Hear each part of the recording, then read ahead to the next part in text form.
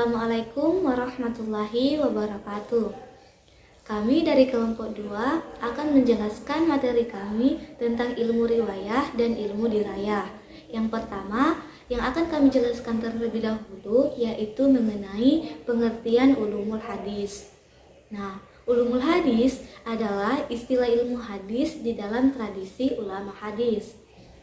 Ulum al-hadis terdiri atas 2 kata, yaitu ulum dan al-hadis.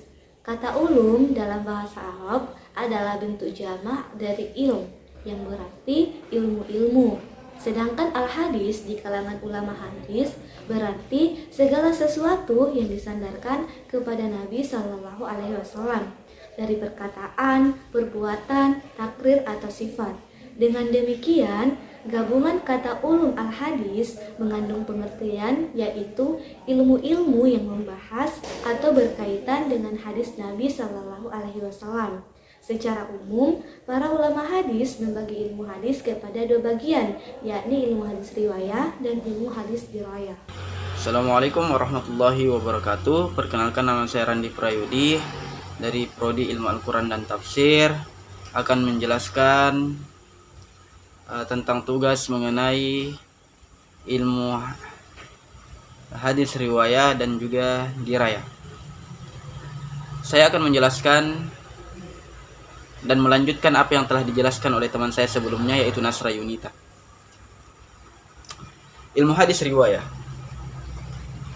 menurut para ulama, menurut Ibnu Al-Khafani sebagaimana yang dikutip oleh Suyuti, bahwa yang dimaksud dengan ilmu hadis riwayah adalah ilmu hadis yang khusus berhubungan dengan riwayah adalah ilmu yang meliputi pemindahan, periwayatan, serta pencatatan dan penguraian lafaz-lafaznya. Itu menurut salah satu ulama. Sedangkan pengertian menurut Muhammad Ajjaj Al-Khatib adalah yaitu ilmu yang membahas tentang pemindahan periwayatan segala sesuatu yang disandarkan kepada Nabi Muhammad SAW, berupa dari perkataannya, takrir, ketetapan atau pengakuan, sifat, jasmania atau tingkah laku, akhlak dengan cara yang teliti dan terperinci.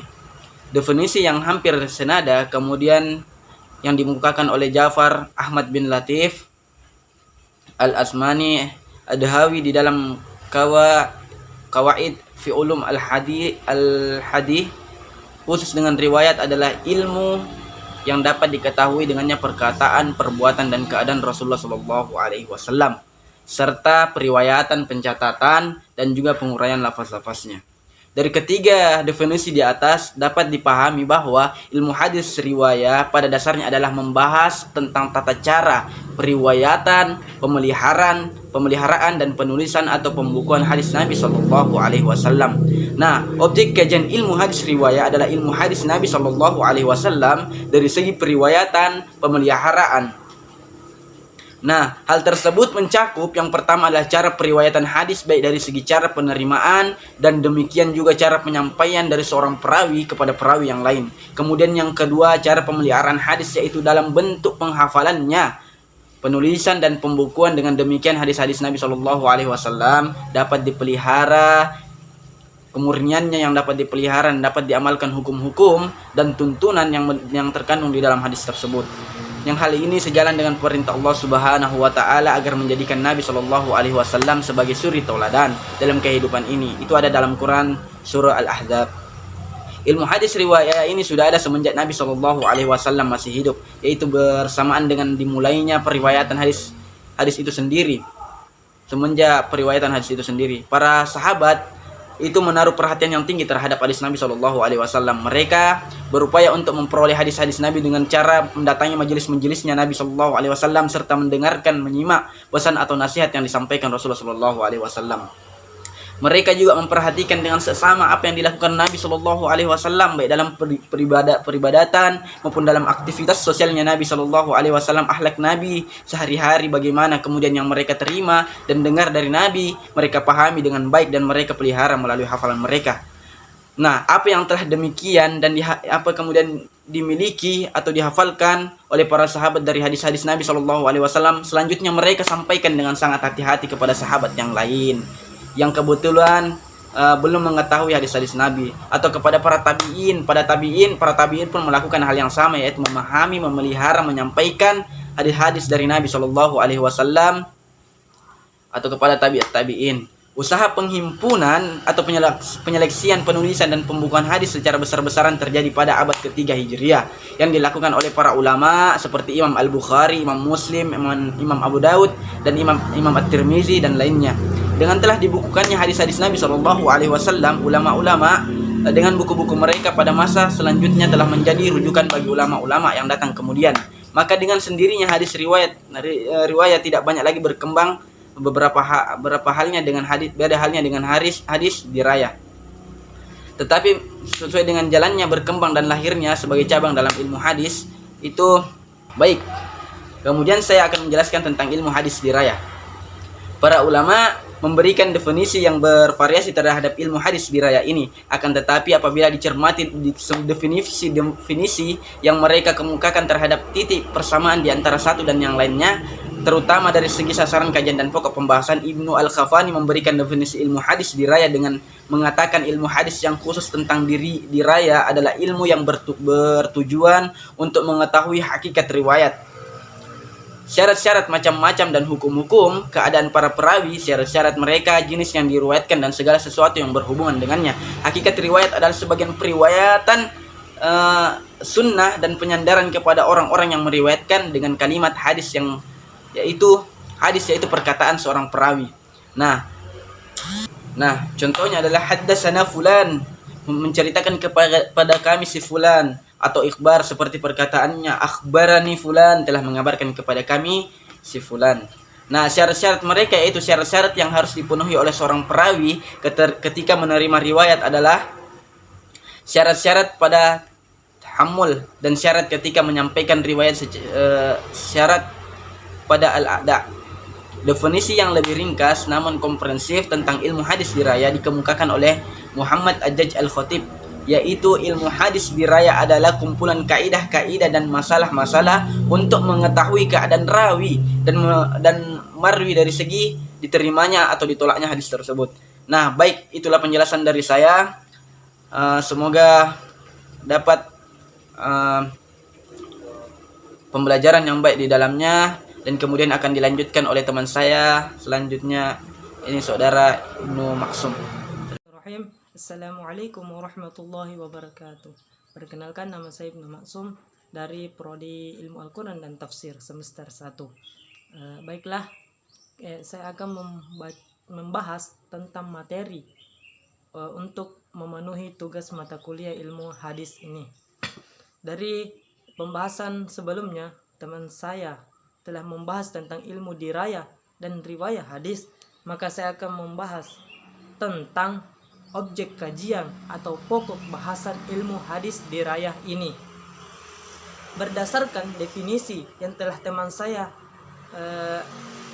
sebutkan, bahwasanya ilmu di atas, berdasarkan definisi di atas, adalah meliputi sanad dan matan hadis. Yang pertama, A. Pembahasan tentang sanad.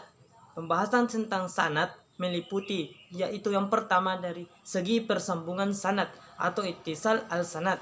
Yang kedua, segi keterpercayaan sanad atau siqat al-sanad, yaitu bahwa setiap perawi yang terdapat di dalam sanad suatu hadis harus memiliki sifat adil dan dhobit, kuat dan cermat hafalan atau dokumentasi hadisnya. Ketiga, dari segi keselamatannya dari kejanggalan, keselamatannya dari cacat, ilat, dan tinggi dan rendahnya martabat suatu sanad. B. Pembahasan mengenai matan adalah meliputi segi kesahihan atau kedhaifannya. Hal tersebut dapat terlihat melalui kesejalanannya dengan makna dan tujuan yang terkandung di dalam Al-Quran, atau selamatnya dari kejanggalan redaksi, dari cacat atau kejanggalannya pada maknanya karena bertentangan dengan akal dan panca indera, atau dengan kandungan dan makna Al-Quran, atau dengan fakta sejarah, dan dari kata-kata asing gharib, yaitu kata-kata yang tidak bisa dipahami berdasarkan makna yang umum dikenal. Tujuan dan urgensi ilmu hadis riwayah dirayah ini adalah untuk mengetahui dan menetapkan hadis-hadis yang makbul, yang dapat diterima. Apa itu hadis makbul? Yang dapat diterima sebagai dalil atau untuk diamalkan. Dan yang mardud, apa itu yang mardud? Yaitu yang ditolak. Ilmu hadis diraya inilah yang pada masa selanjutnya secara umum dikenal dengan ulumul hadis, musalah al-hadis, atau usul al-hadis. Kesempurnaan nama-nama di atas meskipun bervariasi namun memiliki arti dan tujuan yang sama, yaitu ilmu yang membahas tentang kaidah-kaidah untuk mengetahui keadaan terputus, tersembunyi, tidak diketahui identitasnya atau tersamarkan. Sedangkan pembahasan mengenai matan adalah meliputi segi kesahihan atau kedhaifannya. Hal tersebut dapat terlihat melalui kesejalanannya dengan makna dan tujuan yang terkandung di dalam Al-Quran. Ilmu hadis dirayah inilah yang pada masa selanjutnya secara umum dikenal dengan ulumul hadis, musalah al-hadis, atau usul al-hadis. Keseluruhan nama-nama di atas meskipun bervariasi namun mempunyai arti dan tujuan yang sama, yaitu ilmu yang membahas tentang kaidah-kaidah untuk mengetahui keadaan perawi dan marwi suatu hadis dari segi diterima dan ditolaknya. Para ulama hadis membagi ilmu hadis dirayah atau ulumul hadis ini kepada beberapa macam berdasarkan kepada permasalahan yang dibahas padanya, seperti pembahasan tentang pembagian hadis sahih, hasan dan dhaif serta macam-macamnya. Pembahasan tentang tata cara penerimaan, tahammul dan periwayatan adda hadis. Pembahasan al-jarih dan al-ta'dil serta tingkatan-tingkatannya. Pembahasan tentang perawi, latar belakang kehidupannya dan pengklasifikasiannya antara yang thiqat dan yang dhaif. Dan pembahasan lainnya. Masing-masing pembahasan di atas dipandang sebagai macam-macam dari ulumul hadis, sehingga karena banyaknya Imam As-Suyuti menyatakan bahwa macam-macam ulumul hadis tersebut banyak sekali, bahkan tidak terhingga jumlahnya. Ibnu As-Salah menyebutnya ada 65 macam ulumul hadis sesuai dengan pembahasannya seperti yang dikemukakan di atas.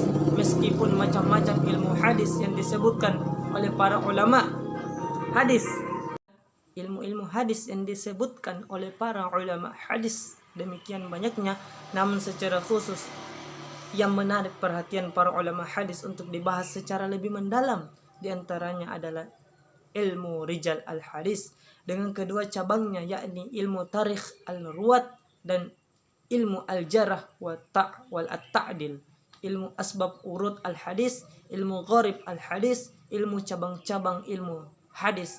Menurut Dr. Mustafa As-Sibai bahwa terdapat disiplin ilmu yang lain dalam kajian tentang sunnah beserta penuturannya, pembelaannya dan penelitian pangkal dan sumbernya.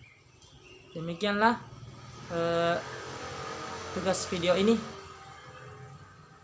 Kami ucapkan terima kasih. Assalamualaikum warahmatullahi wabarakatuh.